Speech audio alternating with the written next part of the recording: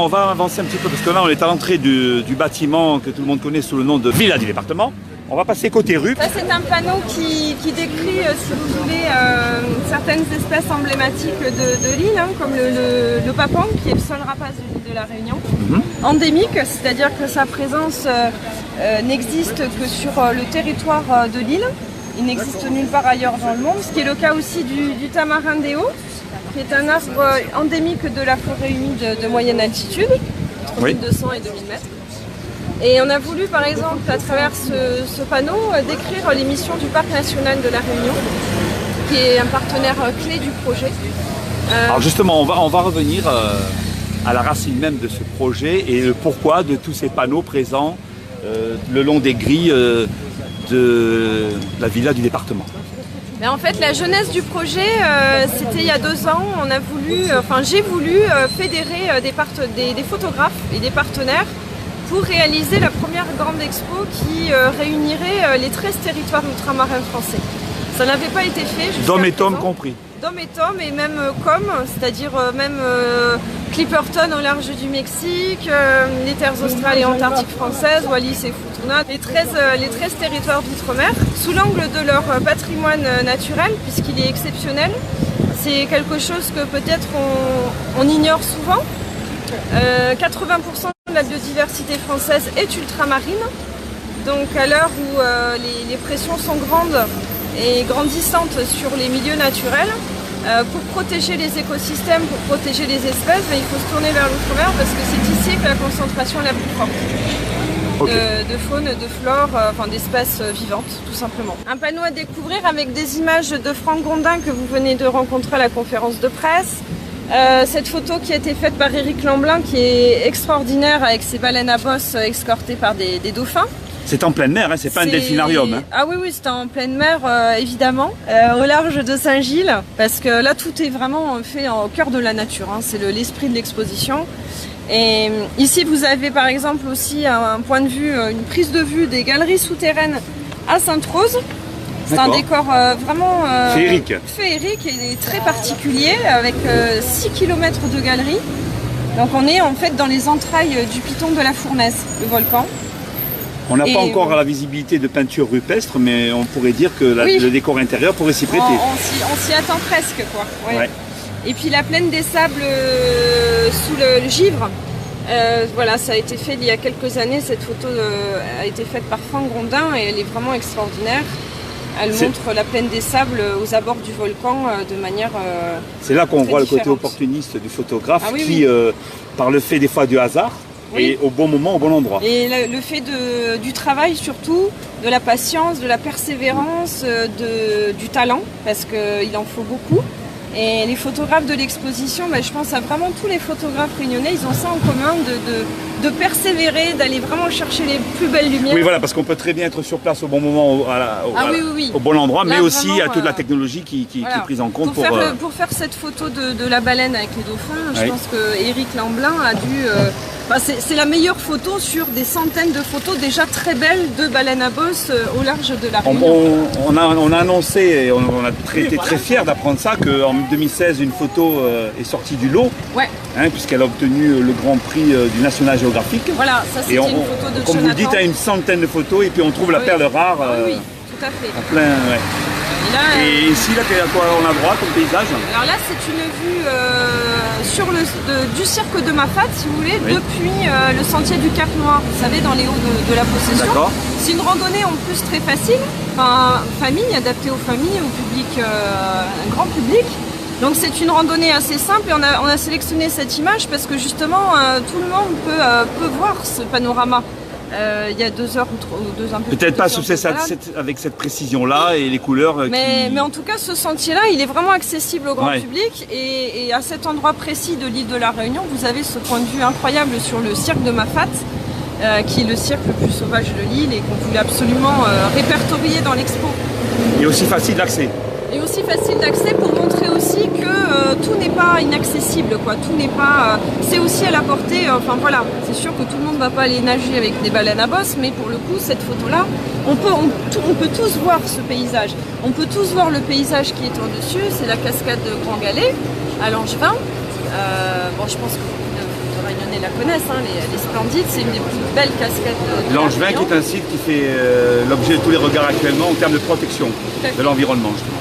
Ouais. Alors, donc ici, c'est la carte de l'île de la Réunion. C'est-à-dire qu'au fil de cette expo, vous découvrez les 13 territoires de l'outre-mer.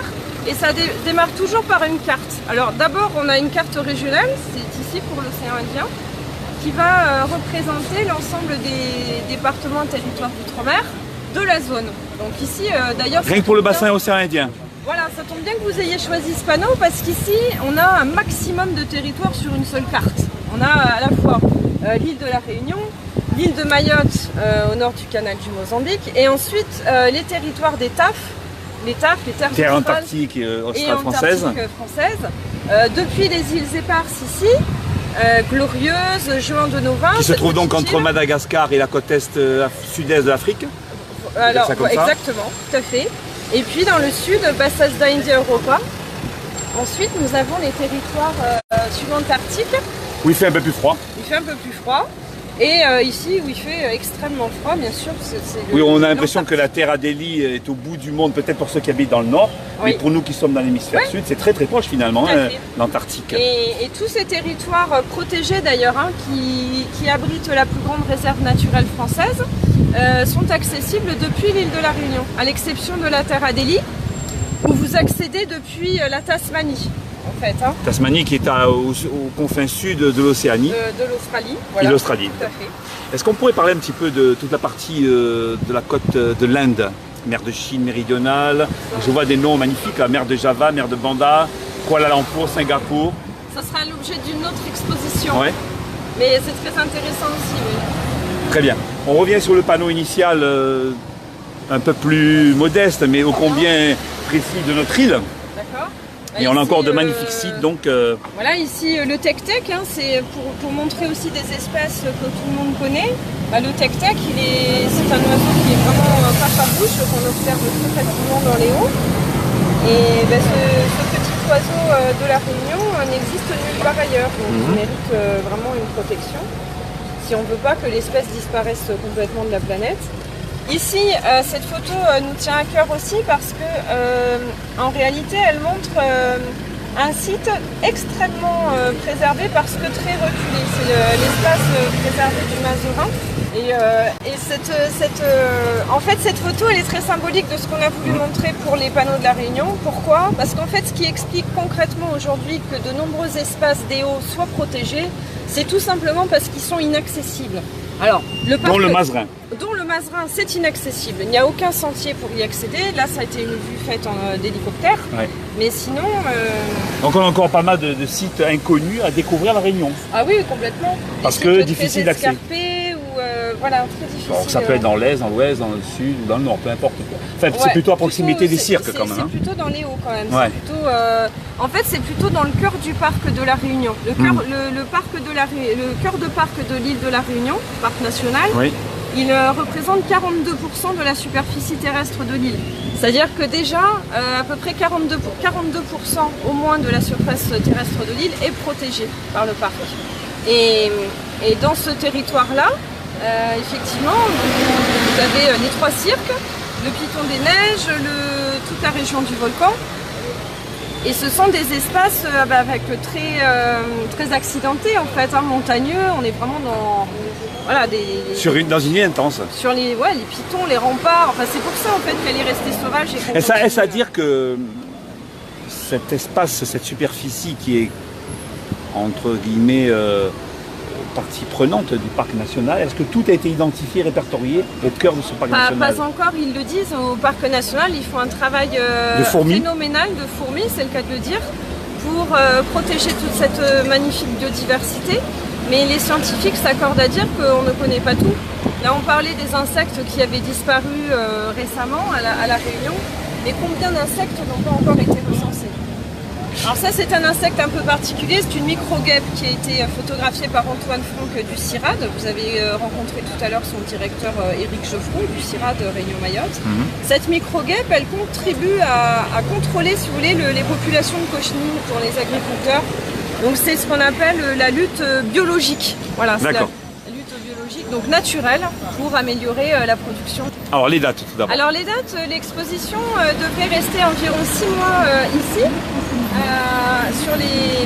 dans la rue de Paris, hein, en fait, depuis la Victoire jusqu'au Jardin de l'État. Et voilà, pour l'instant c'est ce qu'on sait. Il n'y a pas de date encore définitive. Vous aviez quelque chose à nous montrer en termes d'ouvrage. Alors de quoi s'agit-il? Je voulais vous montrer notre livre, Escale au bout du monde, qui est un petit peu le pendant de cette exposition version livre, beau livre. C'est un livre qui présente les terres australes et antarctiques françaises. Oui.